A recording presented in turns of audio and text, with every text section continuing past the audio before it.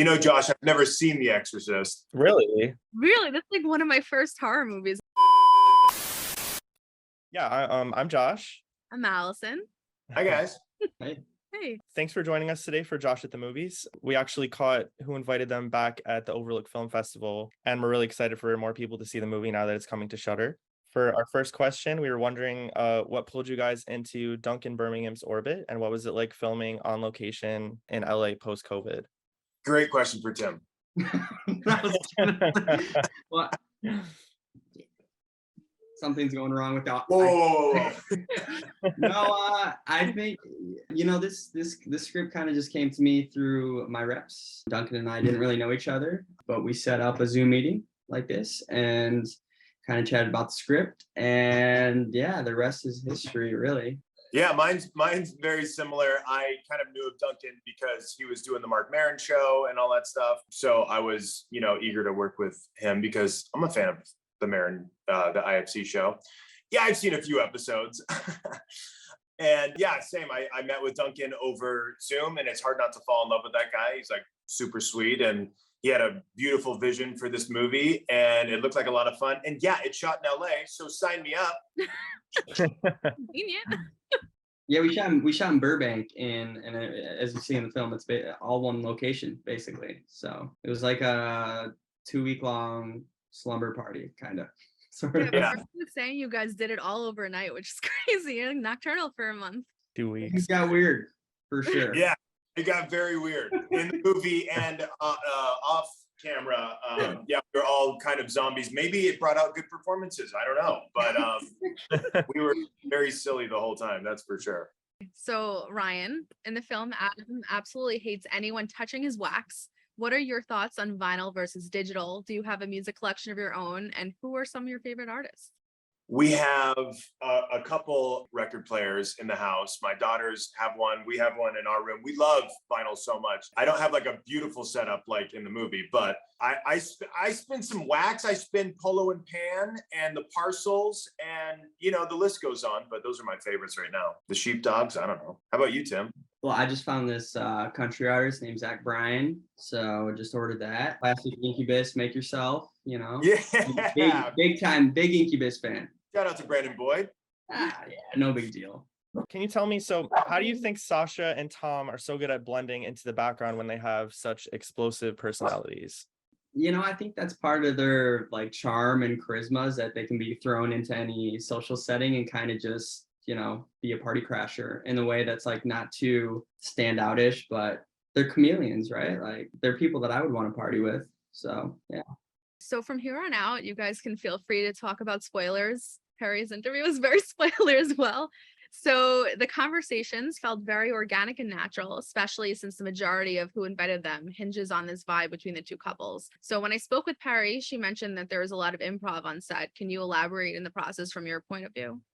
Well, I mean, when you're working with Ryan Hansen, you never know what's gonna come out of his mouth. You got to be on your toes, which is a good thing, because I think it was very natural and fun and seamless. And honestly, our conversations from the director's chair off camera to being on camera were almost seamless, even though we were going from being ourselves to the characters. So yeah, it was fun to improv and play.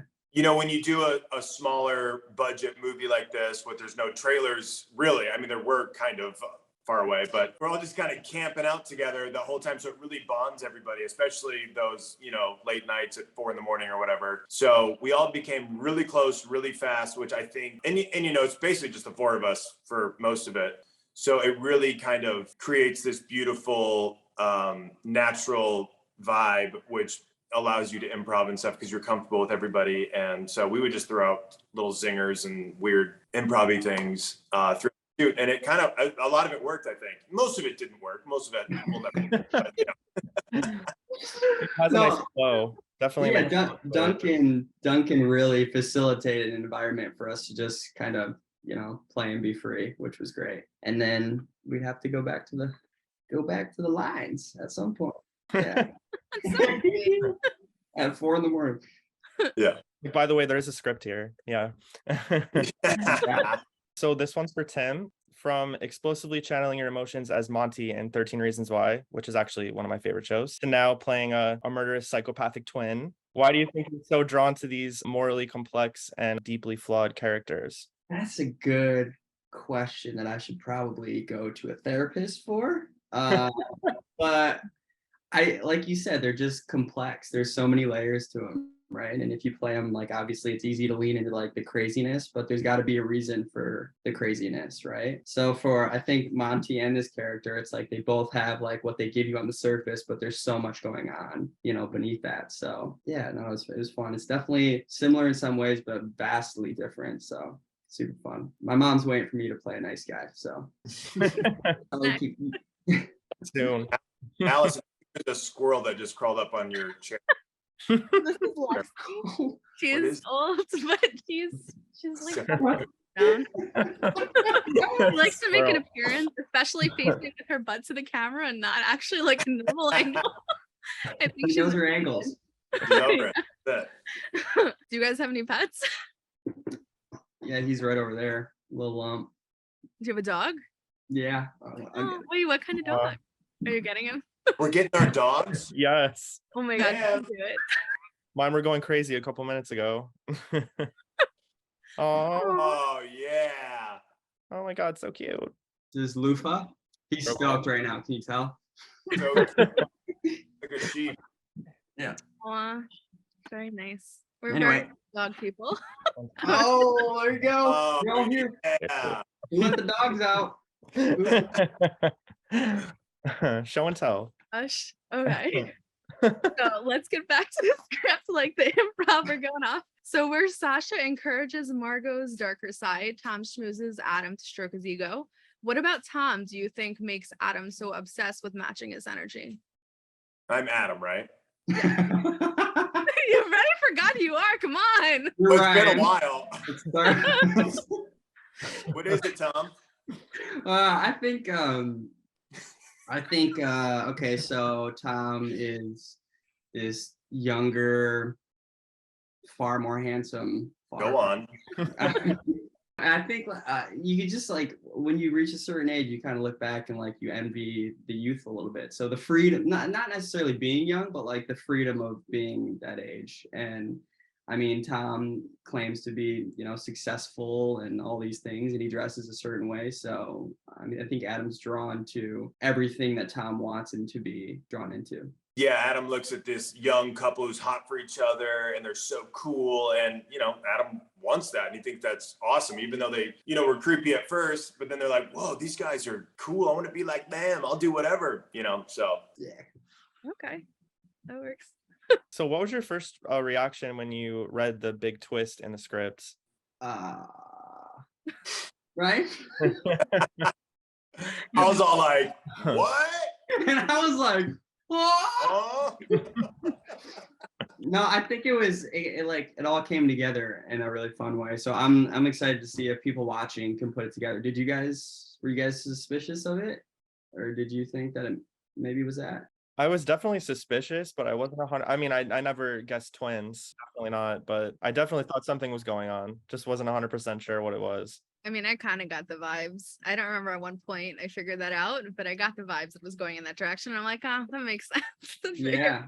Yeah. Yeah, once you're on board, it's fun watching it from that angle too. Yes. So, and it was fun to play it with Perry because it was like our little secret until it wasn't. So the end teases a sibling manhunt, then the record doesn't skip, and a glass of alcohol seems to indicate Sasha and Tom could be lurking nearby. So I asked Perry the same question, and her answer was promising. Any hopes of who invited them to? Would you want to be involved? Heck yeah, but with trailers this time. Yeah, heck yeah. I mean, working with, what was your name again? Tim Yeah, and Perry and Melissa. I mean, like we just had so much fun, and Duncan's like just such a great director. He puts such a good vibe on set and stuff. We just had a blast. Pat. What's that? Mary Pat. Mary Pat, baby. How could we not want to like get together again and do this? Yeah, for sure. I agree. It was so much fun. I think we were all a little bummed when we didn't get to hang out anymore. So I know. Yeah, I'd go You back. could have reunion dinners. Yeah. Maybe we'll just crash around and party, the four of us. Perfect idea. So the whole weird couple sex thing was pretty intense with Tom making that comment about Adam wanting to be the only meat in the sandwich. Do you think if Adam or Margo actually went with it, that Tom and Sasha would have followed through, or were they just all talk? Oh, they would have followed through for sure. For sure. I mean, yeah. Crazy. Yeah, I think so. Crazy. These guys.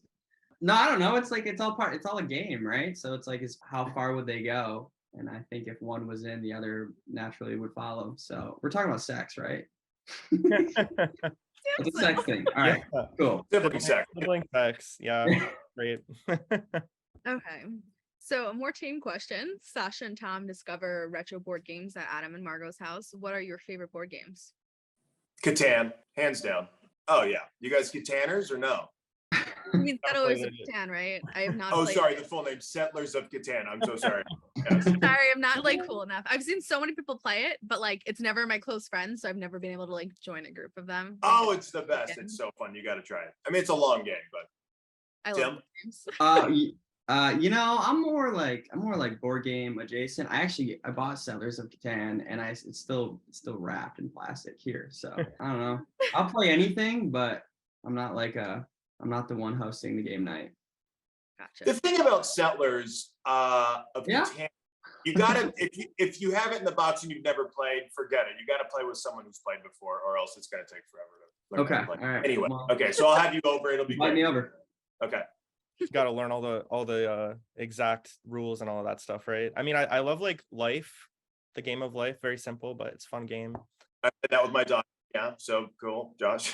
Yeah, fun. And other board games, 13 Dead End Drive. That's like a 90s one though. That one's really fun. Ooh, I don't know that.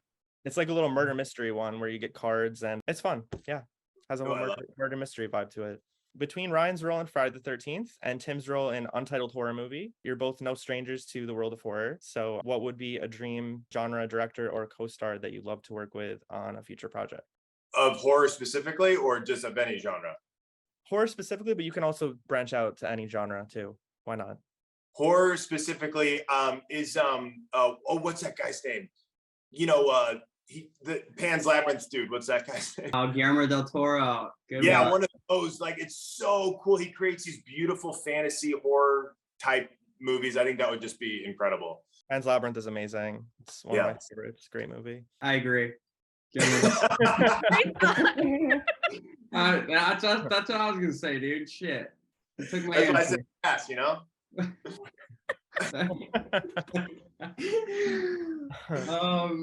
Yeah. I don't know. So before we close out, do you have any projects, current or upcoming, that you would like to put on everyone's radar?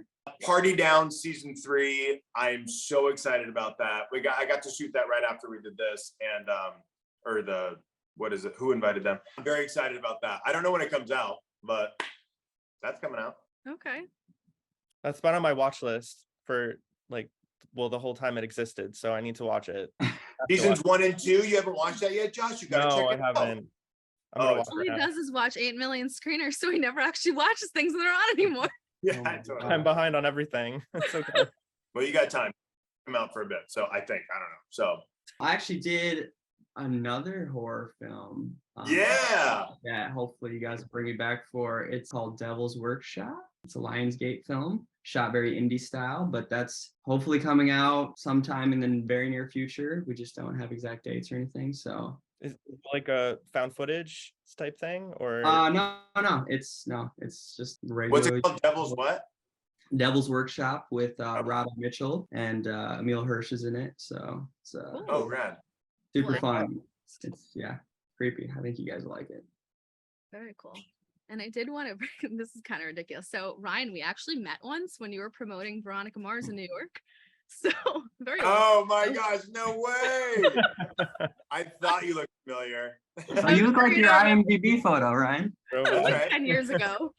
But yeah, I just thought it would be funny to bring it up. So I actually have the same, I have that photo right here. Oh, my phone just died. Oh, Oh, Oh, damn. shame. That's a shame.